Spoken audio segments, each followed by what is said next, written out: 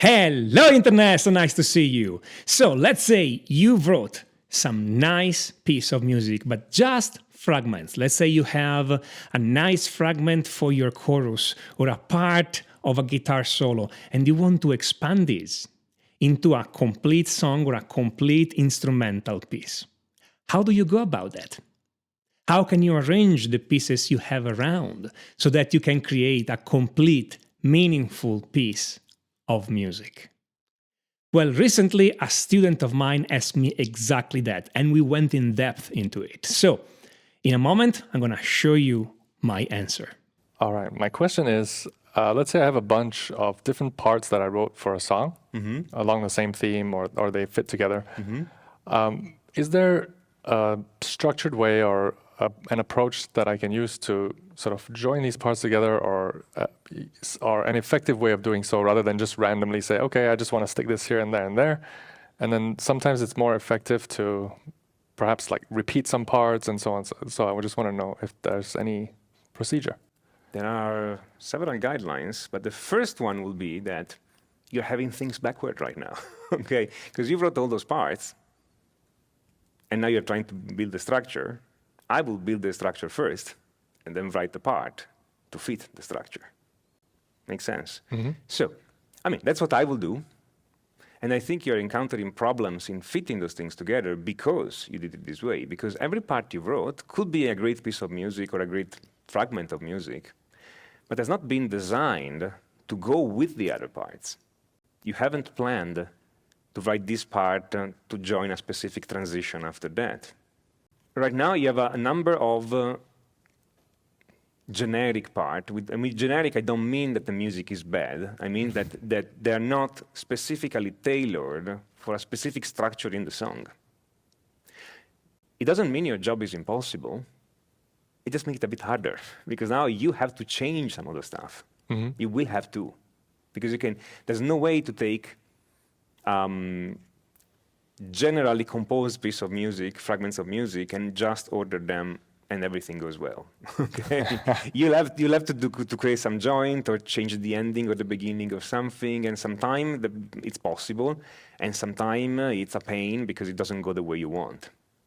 Okay. So what I will do, and again, there are many ways to skin a cat, they say. Okay, there are many ways to compose a song, but what I will do is to write the structure first.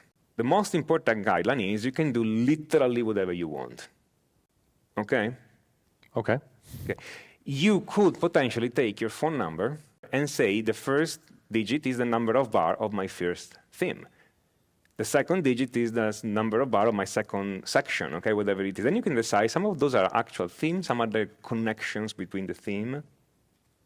So for instance, let's say, and again, I have no idea about the phone numbers in Malaysia, but let's say that your phone number is 465. So you have 4 bars, I'll say 4, 6, 5, 3, okay? 4 bars, it's an introduction, okay? 6 is your first theme. 5 is a modulation to the next theme, which is only 3 bars. I see. Make sense? I mean, for instance, making a theme of 6 bars, it's possible, but it's not the usual thing. Most themes will have 4 bars or 8 bars. So now you have to start thinking in a creative way to make this theme. So is this theme like 2 small subsections of 3 bars? Or 3 subsections of 2 bars? Or maybe the first 4 bars and then you repeat the first 2, but then you go somewhere else? Makes sense? So you start thinking creatively this way and you break it down and you try to fit in the music. Right. Okay. So you're just fitting it into that structure then you're... Exactly. If you already have parts already written, that's what I will do. I will just take down those numbers. And again, it could be literally anything, as long as you have a structure, and you're going to see why it works in a moment, okay? And then I will take what you have already and do some creative thinking in inserting those parts of music you have already into these completely arbitrary structure. You can reuse the same theme more than once. So let's say you have a theme of 8 bars, but you have to fit it in a section of 6 bars. Cut the last 2 bars, or cut the first 2 bars, okay? And just stick it in. The choice you make will make a difference, of course, in the song, but with a little bit of experience, you know what you want. If you really, really, really don't like, after trying, if you really, really don't like the 6 bars, sure, change it. The structure is just to get started, okay? But it just gives you an idea on how the whole thing lays out, and it avoids the problem that everybody has, that they create only loops of 4 chords, for instance, and then they go on and on and on, and then at the point they're like, how do I get out of this loop of 4 chords? You shouldn't have get in the loop to begin with, okay? Makes sense? Right. So that's an idea. Now, let's say also that, let's take the section we have before, which was 5, 6, 5, 3, okay? Let's say 3 bars, you put a theme in there. Maybe it's the first 3 bars of your 8-bar theme, okay? Let's say, okay? But 3 bars is too short for you. Well, you can repeat those 3 bars. So there is this thing that in music, as we say, repetitions are free. You just take the previous n bars, okay, 3, 2, 3, 1, whatever, and you just repeat it. And you can repeat any one of those sections in its entirety, or you can repeat even just 1 bar in this section. Can be the last bar, can be the first bar, can be a bar in between. Anything can be repeated. There are a number of procedures like that. And once you start hearing them, what happens if I repeat this, what happens if I repeat that, what happens if I take this theme and I cut it and later I play it in full, or if I play it in full and later I cut it, or if I cut it and play the first, if I have, I don't know, an 8-bar theme, and I play the first 5 bars, and then I play the last 5 bars later, so there's a little bit of overlap. But there's something else in between, okay? But by trying those things, you get a feeling on what all this means musically, okay? There is no way to transmit this without the experience. That's why there are so few books that explain how to do that. Right. Because they will be book of exercises, okay? It will be book entirely made of exercises, and nobody will ever buy something like that.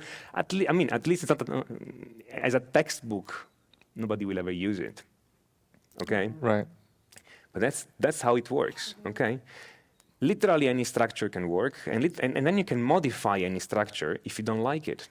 And maybe you discover that you like symmetric structures, or you like repeated structures, so the same thing again. Make sense? Makes sense. I cannot tell you what you like, because I don't know what you like. You don't know what you like right now, okay? You have to try. Okay. Okay? Now, there are still general guidelines. When a song starts, you don't want to throw in everything you have. So for instance, the first time you play a specific theme, it's in a simple version. And maybe the second and third time is in a more complex version, so different harmonization, more phrasing, or ornamentation, or things like that. Okay? You can even compose the whole song on a single theme. So you have your theme of 8 bars, but you pick 4 bars for the first section, you pick 6 bars of these for the next section, you pick 5 bars of it for the next section, and you just keep moving the window, so if it's the theme, but it's repeated in a strange way. Right. And maybe it's in different keys, and maybe some sections are a modulation from one key to another. Okay, I'm giving you this answer specifically because you have something, when you wrote me this question, yes, it's something that is not pop music. Correct. In pop music, I will go, and I say, go straight for verse, chorus, Yes, bridge, exactly. chorus, chorus. Don't think twice, it works, it fits. But you want to do instrumental music. And when we go there, literally anything works. Yes, that's the reason for my question. Exactly. So one thing I did at a certain point, I had a computer give me a random number generator, okay? Sections over sections, and maybe I was symmetrizing it, so or putting some repetition in it, so there was some regularity in it, and then I was composing on top of it. Okay. Okay, and sometimes I had something like I had an idea on a cycle of keys. So the first theme would be in a specific key, then I'll have a transition, then I'll have another key, then keep this key for 2 or 3 sections, and a transition, and another key, and so on and so forth. Or you can have these for dynamics. You can decide a priori which one are loud and which one are not. Or you can decide a priori what kind of instruments you put in them. And by the way, you can always change. That's a general plan, and it speeds up composition a lot. Because you can put down this plan in a few minutes, and then you start working, and you don't have to ask those questions later. You know it. You just go and write. Then you listen, and whatever you don't like, you fix. At this point, you ignore the structure, you ignore all the notes you had before, you just fix it that it works. Boom, done. Right. But you start from this kind of abstract structure, whatever it is. And what happens is that if you do this for enough time, and it doesn't have to be many times, you compose 3, 4 songs like this, you'll get an idea really fast on what you like and what you don't like. And then you don't need a random number generator anymore. You just know what to do. You just feel what goes next in the song. Make sense? Yes. Okay. So, your homework, your mission, should you accept it? Accept. It's to do this thing, write a few numbers. Yeah, you use a phone number or somebody else or something like that. Maybe put more than one phone number. You want a dozen of sections, more or less, to get a good composition, okay? And start assigning function to the section, theme, transition, okay? Solo, whatever. And just put the music in. And whatever you don't like, change. Okay? All right. You see, it will change everything. And by the way, once you do that, write me an email. I want to know how it's going, okay? Cool. Fantastic. Vish, Thank you very much. thank you very Tommaso. much.